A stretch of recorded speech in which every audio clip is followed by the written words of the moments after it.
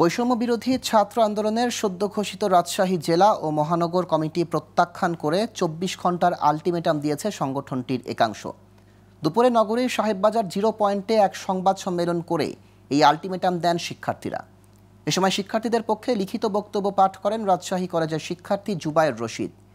তিনি বলেন, একটি স্বার্থান্বেষী মহল অনুপ্রবেশকারীদের দিয়ে পকেট কমিটি গঠন করেছে। নবগঠিত কমিটিতে চাঁদাবাজ সহ হত্যা মামলার আসামিরা জায়গা পেয়েছে বলে অভিযোগ করেন তিনি।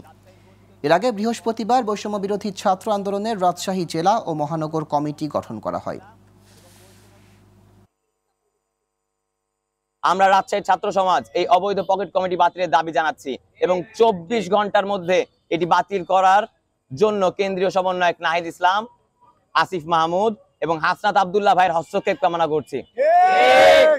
রাজশাহীর সর্বস্তরের ছাত্র সমাজ এই পকেট কমিটিকে সম্পূর্ণভাবে অবাঞ্ছিত ঘোষণা করছে এবং একই সাথে রাজশাহীর মাটিতে সালাউদ্দিন আম্মার এবং মাহিন সরকারকেও অবাঞ্ছিত ঘোষণা করা হলো।